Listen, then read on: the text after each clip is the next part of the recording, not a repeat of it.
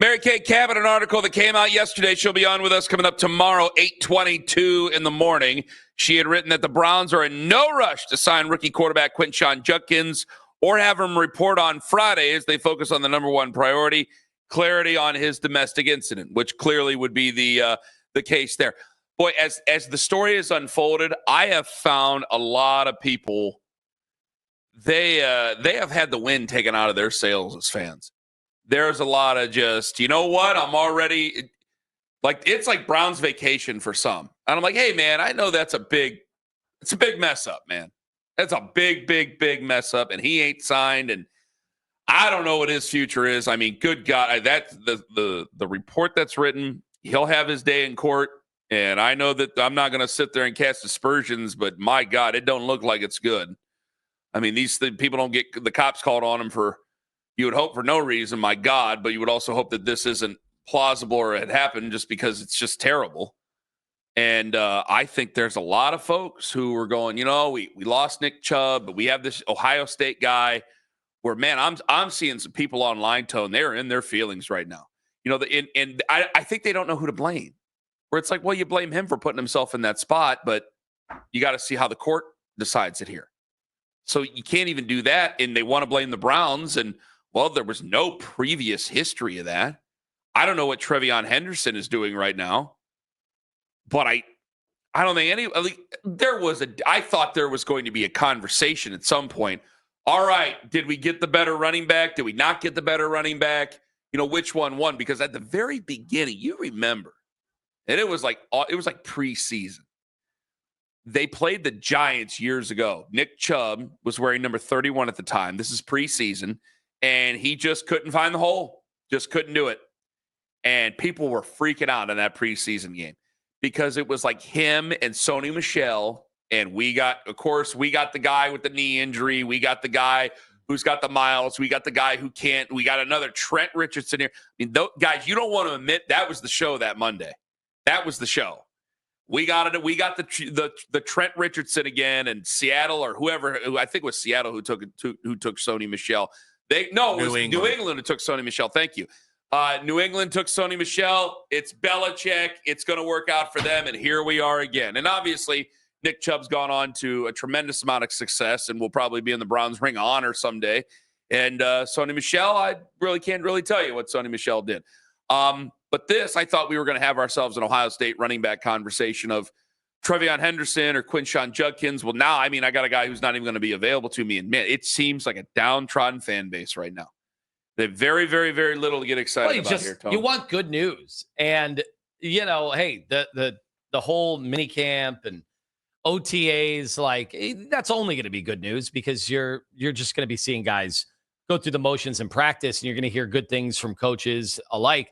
So that was nice, but you knew none of that was real. Yeah. Like, you weren't going to be able to truly evaluate, especially as a fan. It wasn't like fans got to go. You would just see, you know, like 20 seconds of highlight videos and a couple of throws. The real good news you were hoping would come once training camp starts. And you're just like, can we get to training camp? Can we bridge the gap from the draft to the OTAs and the rookie mini camps to actual training camp, to where then, all right, now you're going to actually get reporters, even though by and large, most reporters are pretty positive at that time, but you just want good news. What's the good news? And a helmet release probably not going to be enough to truly, you know, stem the tide here, because this Judkins thing's a national story. I was this way before. I'm just going to bury myself in the quarterback competition. I'm going to bury myself in the offensive line and defensive line like I like to do. And I'll let you guys all worry about the wide receivers, even though I don't think there's anything really to worry about. I mean, you're in a tough spot anyway, so you might as well just accept you're in a tough spot there in that position. I know I'm in a tough spot now with the running backs. We'll see what Dylan Sampson can do. I think it puts Jerome Ford in a bad spot. I don't know what you can pick off when it comes to the scrap heap there. Is John Kelly on the roster in the preseason again? He is all-time Browns preseason roster.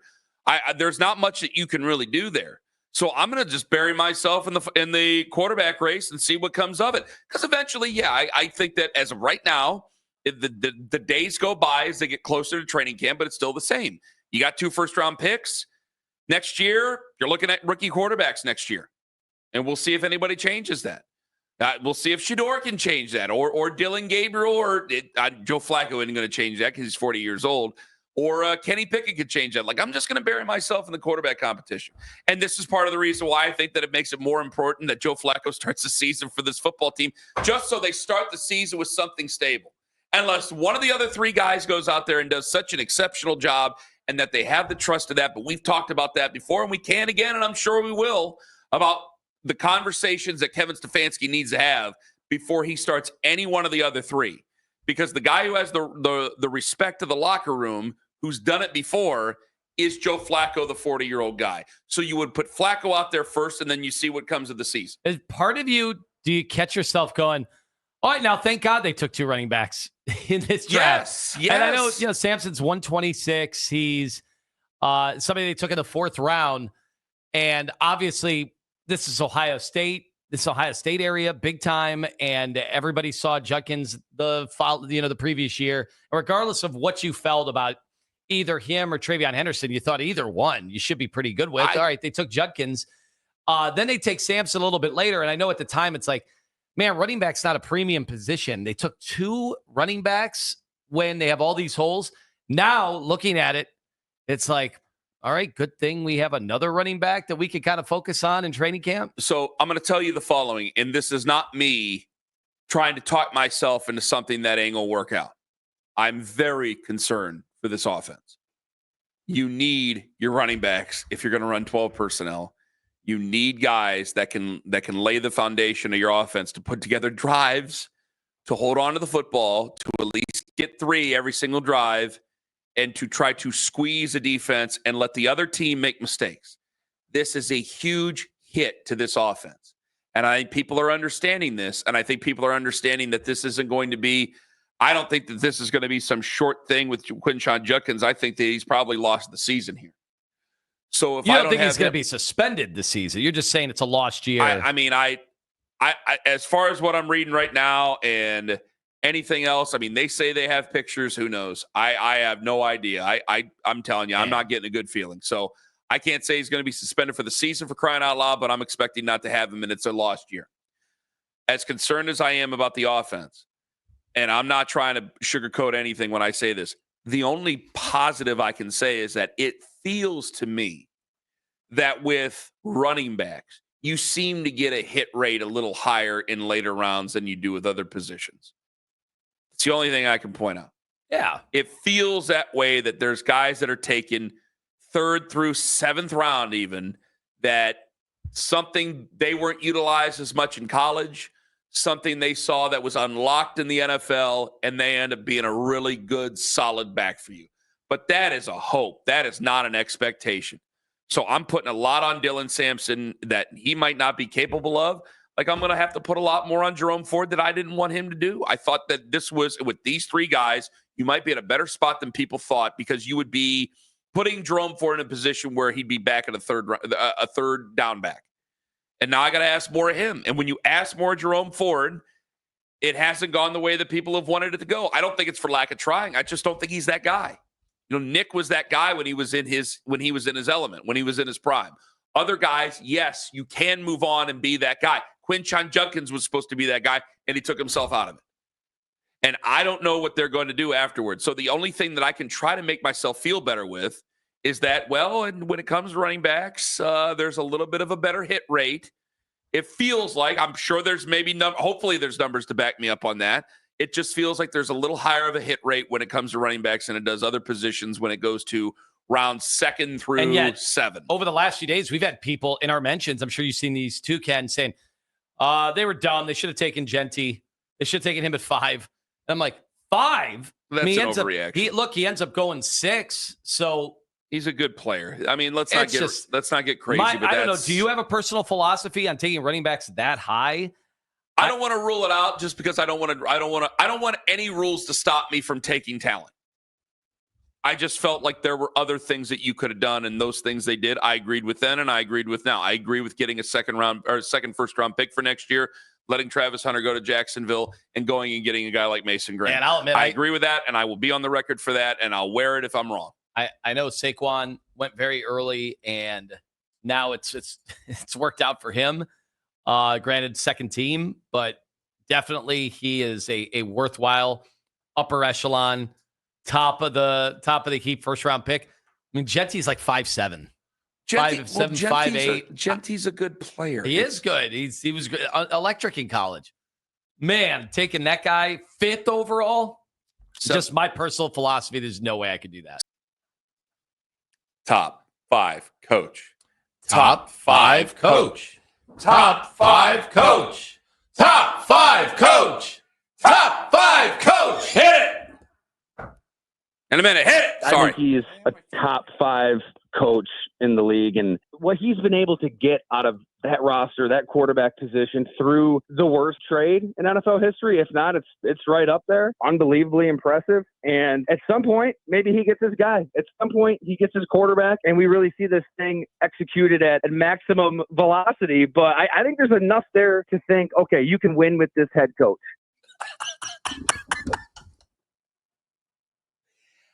Listen, I like the guy. Is the national media trolling the fans? Is it a troll job? Did they all get together? Like the Hall of Fame game is coming up in just over 2 weeks, 15 days. The Hall of Fame game, Tone. Are they all going to get together and go, let's troll him even further? He's number 10 on Pro Football Focus. He's 13th. It's like, okay, I could do it. Tyler is saying, Tyler Dunn, golongtd.com on Substack. Cover the Packers, cover the Bills, national guy, writes the books. Top 5. Kevin's top 5. I like the guy. I'm going top 5. Yeah, obviously we don't think he's top 5. Holy potatoes! Me and you. Well, I can't speak for you. Do you think he's top 5? Can I go down that CBS list? Can I just see if I can make an argument for a second? Go ahead. I don't think I can. I'd love to. I don't think. Now I thought he was. This is crazy. I thought it was appropriate on what was it? CBS. Was it? I don't know. Which one? That had him at number 13. CBS had him 13, CBS. Yeah. It was right above, but he was the first one outside of the cream of the crop, I think it was, is what the only one I disagreed with on that ranking is I would have D'Amico Ryans ahead of him just because D'Amico's been in the playoffs twice and has beaten him head-to-head. They had Kevin ahead of Dan Quinn, who was in the NFC Championship game and in the Super Bowl at one point. Right. And D'Amico Ryans, who's been in the playoffs the last 2 years and beat the Browns. But so what they're saying is what both Ty Dunn and what I'm guessing they are thinking with that CBS ranking is that Stefanski has been held back by either ownership or the general manager. Would you agree with that assessment? Oh, yeah, I think that's what. If you're making an argument for Kevin Stefanski, that's what you're saying. 216-474-0092 has Kevin been held back. Has Kevin Stefanski been held back by Jimmy Haslam, D. Haslam, ownership, and Andrew Berry and Paul DePodesta? So I want to give you the CBS top 5. I'll even let you power rank those. Number 1. Oh, you can power rank them too. It's a twofer. Yeah. It's a twofer Wednesday. I want to hear from fans on this. Seriously, I know it sounds like we're kind of joking. I was just taken aback. I was surprised to hear top 5. Top 5. But how many times have we told our audience this, Kenny? Anybody that listens to us, even if you rarely tune in and you just happen to catch us on a day, what are we always saying? That the NFL believes in your coach more than you do. Yes. And we said it about Andrew Berry, too, to some extent. But I think it's more Stefanski. We used to say that about Andrew, and I think the horse is kind of out of the barn now on that one. All right, CBS's top 5. You ready? Number 1 is Andy Reid. Here they come, Tone. Number 1 is Andy Reid. Number 2, Sean McVay. Number 3, John Harbaugh. Number 4, Nick Sirianni's number 4 to CBS. That's interesting, too. He's in the process of earning it, right? Number 5, Man Campbell. I'd have Kyle Shanahan in there, but those guys have won more recently now. Shanahan had a bad year. Was Man Campbell in an NFC Championship game recently? Last 2 years? Hasn't he? Campbell playoff success. Sirianni Super Bowl. Yep. Harbaugh Super Bowl. McVay Super Bowl. Andy Reid multiple Super Bowls. He said he's top 5. I think Tyler needed to go look at the list before he said top 5. Sirianni's an interesting one. Sirianni's a very interesting one. 216-474-0092. Your question is, what's the question again? State the question again. is Kevin Stefanski being held back? Yes. Is he By being held everybody back else in the by organization? everybody else, yeah. All right, Eddie and Westlake, you're next up on the fan. Hello. Hey, man, no, there's no way they're holding him back. I mean, Now, why is that, Eddie? Because, listen, out of the 5 years or whatever he's been here, preseason, they said at least 3 of those years, 2 of them, they said we had a top 5 roster. The other year, they said we had a top 10. So if you have that, and all you did is took your team to the playoffs during COVID, and when you had a historically great top 5 defense that probably it'll never happen again like that, how they were winning games. Man, come on, man. Like outside of that, how can he be top 5? When was the historical defense? Are you talking about the 2 years playoff ago. 2 years ago? Okay, but Yeah, he did have 4 quarterbacks. I'm not counting the fifth. I'm not counting the fifth. But man, that defense. Come on, man. That defense was historic. That defense was doing things that. I mean, that defense. Did they do that to C.J. Stroud? What's that? Did they do that to C.J. Stroud? He kind of sliced and diced. He got you there, Eddie. He was slicing. He was dicing. He did. They do that. But what I'm trying to tell you is we went to the playoffs with that. I know that, but that defense was then summarily, as Lyman likes to use that word, dismantled in the postseason. Okay, well then at that point, then you have to rely on Kevin Stefanski. He's supposed to be a quarterback whisperer. So Did he throw the 2 picks for Joe Flacco? It shouldn't matter what the defense does because he's gonna put up 40 a game, right? You know what I mean? He's gonna dissect 40 points a game. Did he throw the two pick sixes for Joe Flacco? Yeah, I know, but that's what Joe Flacco does. I mean, we know that. Well, he had no other choice but to start Joe Flacco at that time. Everybody else was hurt. It's always no other choice. But it's funny how Mike Tomlin keep on winning with all these bum quarterbacks. It's always an excuse. Like if he had. But Kevin Stefanski's won more playoff games with all these bum quarterbacks technically than what Mike Tomlin is. Yeah, or if you want to say he was in the basement, then he's won just as many playoff games with these bum quarterbacks. No, he hasn't won just as many games. This dude ain't never had a losing season. He never went 3-14. But how many? Well, you just taught you. Wait a minute. You just gave me the playoffs as an argument. Now you don't want to give me the playoffs as an argument, Eddie? I think Eddie's on the ropes here. Not only did Kevin Stefanski go 3-14, but preseason we were supposed to have a top 7 roster. Oh, so we were supposed to have a top 7 Eddie, roster. you're picking and choosing, babe. Goodbye. I'll hear you out, but I mean, you can't say the playoffs and then not say the playoffs here. I mean, that's Slippery Wizard 101, is it not, Tone? I like that. Thank you very much. That was a good effort. Preston in North Royalton, you're next up on the fan. Home of the Bears. Hello. That's right. Go Bears. Morning, fellas. Morning. Listen, I think he is being held back by ownership and Barry and all that. I think he's a good coach. My problem with Stefanski is you could be held back, but you got to stand up for yourself. I mean, he just rolls over. He's kind of the punching bag for the whole organization. Ooh. And that's not good enough. I mean, I look at some of these coaches. I mean, look at these psychopath coaches, and they just lay in bed all night thinking about how am I going to win a Super Bowl and whose throat do I got to step on to get it. And when I look at Stefanski, I don't know if he does that. He seems like a nice guy. You know, he's got the family, he's got the wife and kids. He seems like a good dude. And I don't know if good dudes really get, I don't really know if they get the job done in the NFL. Well, would you say John Harbaugh and Dan Campbell are good dudes? I look at those guys. Honestly, I don't know. I guess I shouldn't say good dude. I don't know if they're good dudes or not. Dan Campbell, maniac. He appears to be a complete maniac. But I'll tell you what, but you are onto something, Preston, because Brad Holmes, and then you have you got John in that front office. Like these are very Cro-Magnon men here, and if we're talking about thought partners here, like there's no way the Lions don't use any sort of analytics. And anybody who tells you that's ridiculous, you wouldn't say that, Preston. But damn it, like they have a real attitude over there. We ain't going to take no bleep from anyone. And then you have ours where, we take a little bit of bleep from people. I think you got a point there, Preston. I agree. In my opinion, it's the whole problem with everything. I mean, I hate to harp on this, but the whole Watson thing, even all that, and like no one really knows what DePodesta is doing. That whole situation, and people put that on ownership and Andrew Berry and DePodesta and all that, and I agree. But at the end of the day, Kevin Stefanski has the keys to the car. How many times does he sit in the press conference? Well, Deshaun Watson gives us the best chance to win. Like, no, he doesn't. You don't believe that. Well, I do think. Preston, I got to let you go because I got to fit another point in here. Go ahead. Were you going to say something, Owen? Were you going to bring something up? He brought up, Stefanski has a wife and the kids, and Well, they all got Not a psychopath. Dan Campbell has a wife and 2 kids. And Well, he still finds some way to be a football maniac. all these guys on this top 5 list have. Well, no, Sean McVay. Does Sean McVay? He just got married. I don't think he has kids yet. I don't think so. But 4 out of 5 guys have a wife and kids. I'm not saying anything about number 1. Don't even start. I ain't joking about that. What a great question. is Kevin Stefanski, who apparently is a top 5 coach, according to Ty Dunn, joined us earlier in the hour. Is he being held back?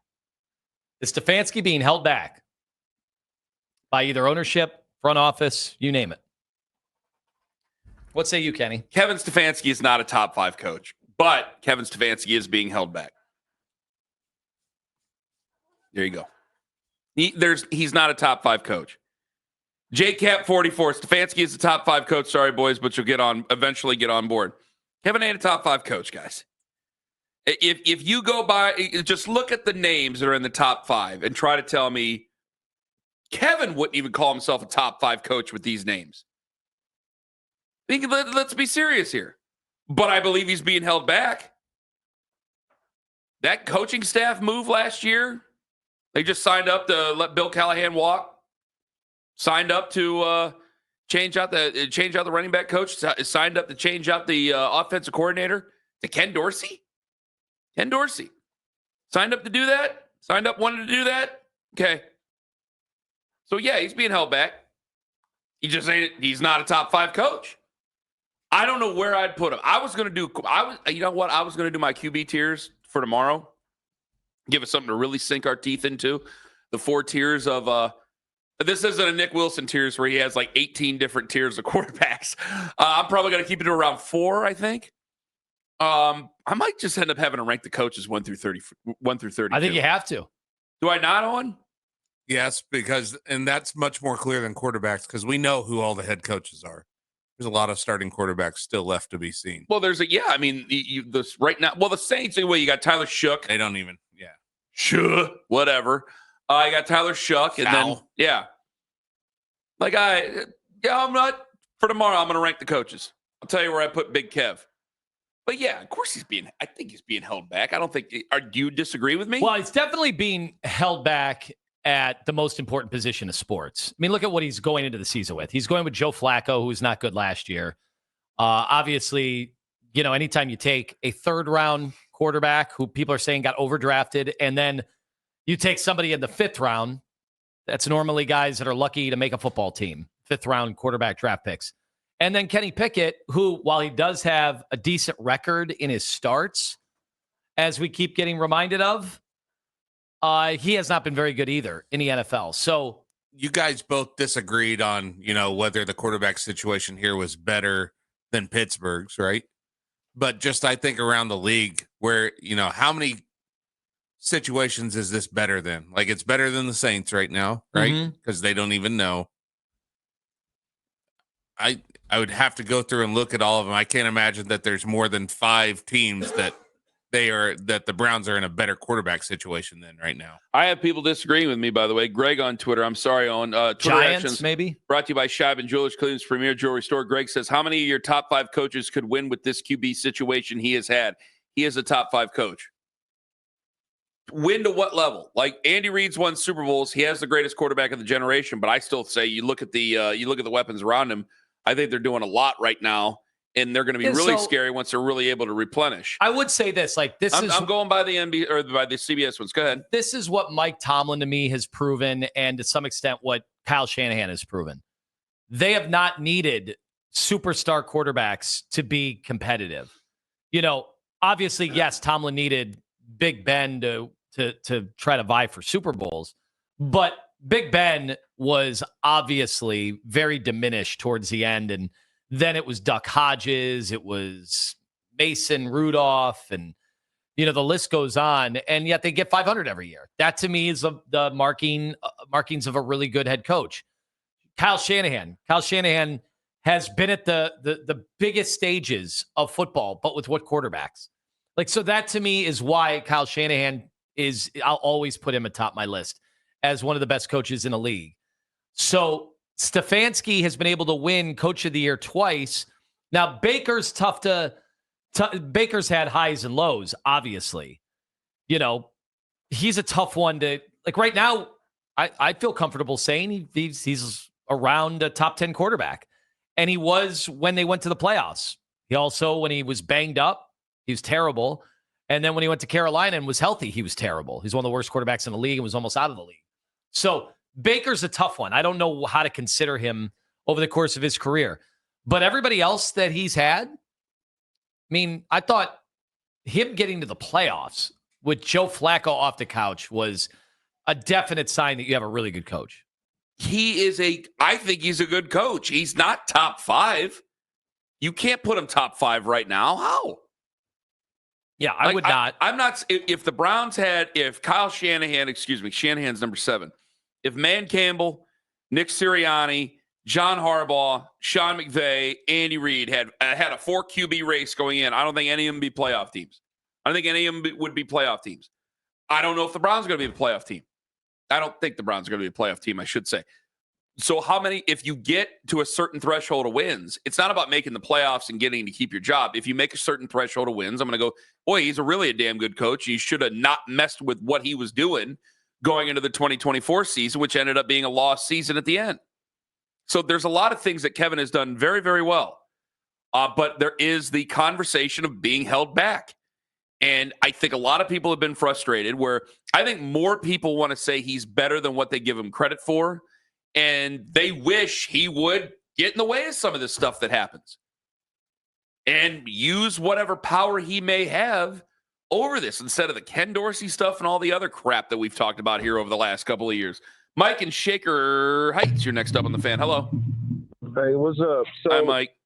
Hey, so this question is just like how is he being held back from making second half adjustments when he's getting exploited or teams are just pounding the ball down his throat, or the QB is shredding him up. We never see him on the sideline. Well, now, hold on. I just got a call. I remember we just got a call in the last segment that said he had one of the best defenses in the NFL. And you're talking about defensive adjustments. We never thought that about our defense. I mean, let's be for real.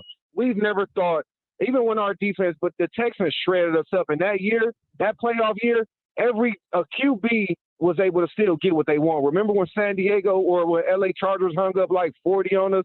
It's like, so QBs, that was just like, those were fake numbers that year that our defense was so-called great and elite, because the Texans showed what the Texans did happen time and time again that year. Whenever we saw like a good pocket QB, they shredded our defense. That's the weakness. A pocket QB that knows how to read defenses will pick Schwartz's defense apart. That's a key weakness. Seems like you're talking defense. more about the defensive coordinator Schwartz, than though, the Mike. head coach. No, well, I'm just bringing up the point to go back against what that caller called in and said, because you mentioned that the caller said we had a great defense. So no, we never had a great defense. But back to Stefanski, I mean, last year he was on the podcast and said, my goal is to pass the ball 30 times a game. I love passing. And it's like a real coach doesn't say that. He will do whatever it takes to win the game. He say that? What was the podcast? Barry, it was like a no-name podcast. I heard it, and I almost threw up in my mouth, man. But let me make this last point. Let me make this last point.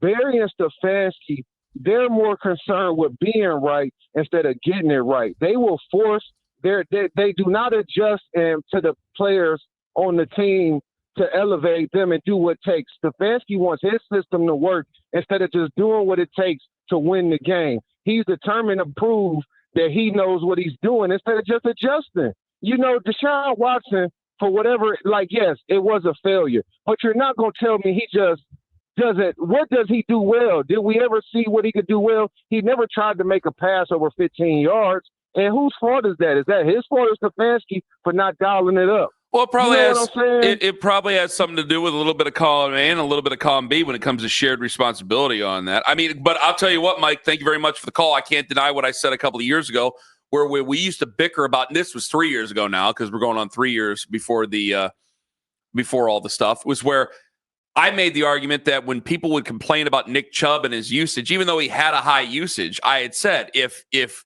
Vince Lombardi came down from heaven and guaranteed you were going to win if Nick Chubb carried the ball 30 times in a football game, I was convinced, and you didn't disagree with me at the time, I was convinced he'd look right back at Vince and go, can you guarantee me we won't?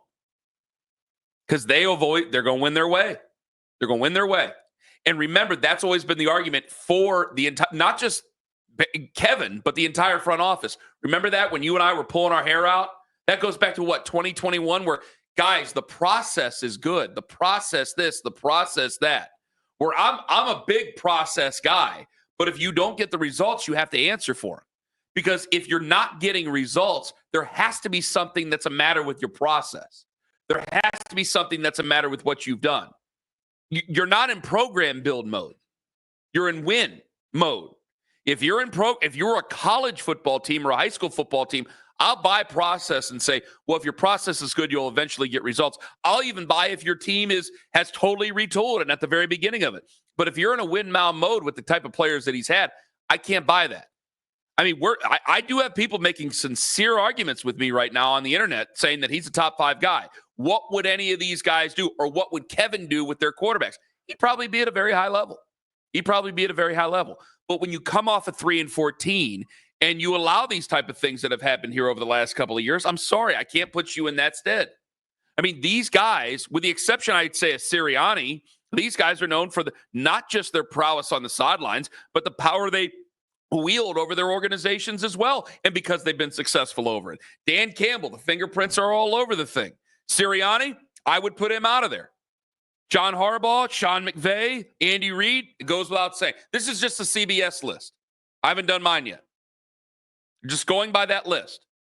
These guys are as intricately evolved as you possibly can. I would think Kevin is. I would hope Kevin is. But every single time we have this argument, we're over here going, well, there's this and that, and there's a bunch of excuses that are made. We give them a bunch of outs. It is, I'm surprised. I'm very happy. I'm heartened today. After all this stuff we've been talking about with the Browns, and like at 7 o'clock where it's like, man, they really, with this Quinshon Judkins stuff, they've popped the balloon for so many fans. They are not feeling great going into the season. I've had a lot of people, a lot of Stefanski people come out the woodwork here over this last 40 minutes with us, Tone, about how good a coach Kevin Stefanski really is. It makes me feel better. And what makes Kevin Stefanski say, while he does everything he can to not say anything that's controversial at all, to make anybody say anything about him. He is one of the most interesting characters I think we could possibly have, and let me tell you why. Because everything that we talk about with Kevin Stefanski, there's a little bit of doubt or a little bit of something that goes the other way. I'm in the bathroom, right before we started this segment. I'm sitting there and I'm thinking, and I go, well, I could put it on. I know he wanted Deshaun Watson. I could put that on Deshaun Watson, or I could put that on him. You wanted him so bad, and then all of a sudden you can't make it work. Why can't you make it work? Why can't you do this? Okay, well, how much is on Deshaun Watson? I have to ask the question, how much do I blame on Deshaun Watson? But then again, I go down a rabbit hole. Everybody and their brother was saying Bill O'Brien was just inept as a head coach towards the end with Deshaun Watson, even though now the story comes out conveniently from Charles Robinson after this deal is made that, well, Bill O'Brien was basically calling the offense for him and Deshaun Watson didn't know what was going on. Well, then that sounds like a giant cover for Kevin Stefanski. So wait, I have to hold. If you really wanted the guy that bad and the guy went out there and was that bad, don't you wear some of that responsibility? Do you not? Then I could go the other way and say, well, you wanted him so bad. How about finding these different guys that are going to be able to help a quarterback like Deshaun Watson? So guess what? You got to get rid of Alex Van Pelt and you got to get rid of Stump Mitchell. And because Bill Callahan doesn't like what he's seeing, Bill Callahan's going to go and you got to replace all these guys. I don't know the truth to all that. Well, you do have to consider the fact that there has been the removal of play calling duties only to reassume them again, and then the changes with the staff over the years.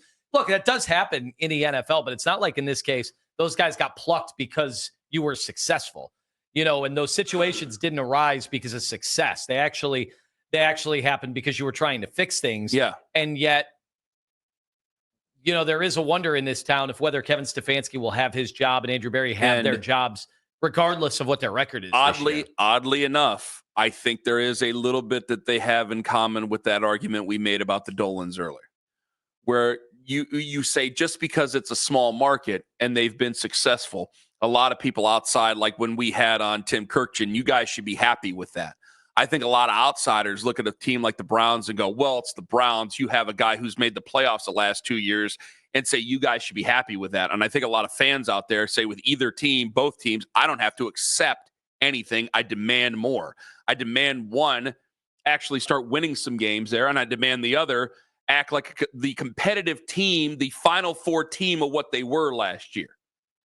That's what I think the fan base gets upset about, because there ain't there are people making that argument. Guys, it is an insult to the other guys on this list to put it.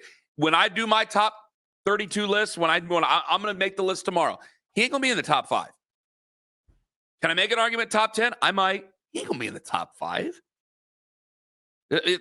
Results have to matter to some degree. Brandon in Paynesville, you're first up on the Fan. Ken, Carmen, Anthony Lima. Good morning. Morning, Brandon. All right, Ken, first, I agree with you. Top 5, Kevin Stefanski, no way. I don't believe that I would put him in the top 5 on my list at all. Mm-hmm. And part of that wraps in with Anthony Lima. You asked the question, is he being held back? I say yes. I would say definitely he's being held back. But I put a lot of that blame on Kevin Stefanski himself. And Ken, you've had a couple callers already just today, and all through the Kevin Stefanski era here in Cleveland. A lot of people call in, and their only argument for him, well, he's a nice guy. Well, maybe we don't need a nice guy, Ken. Maybe we need someone to stand up and say, I'm the head coach. I have a say in some of this. Let me have some control of this team. And Ken, hear me out on this. I know it was a different era in the NFL, but just 2 names that popped into my head. You would never get a call in Chicago or a call in Pittsburgh with Mike Ditka and Bill Cowher, all these calls saying, well, he's a nice guy. So maybe that's on Kevin Stefanski. Maybe he should stand up for himself, Ken. Well, I think that's a great point, Brandon. Counterpoint, though, we did have a coach who recently did that. He said, quote, I'm driving this bus. His name was Hugh Jackson.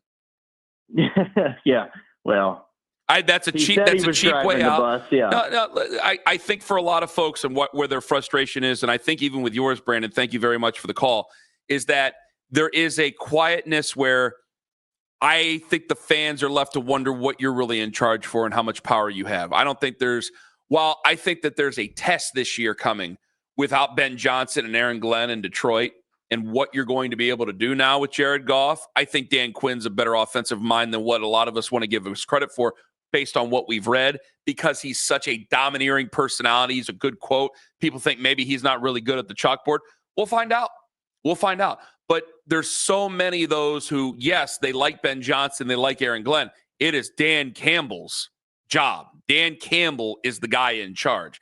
And with the other guys on that list, they're the guy in charge. It didn't start out that way with Sean McVay. Remember, Sean McVay went and sat on an equipment chest and talked to quarterbacks while Wade Phillips did defense.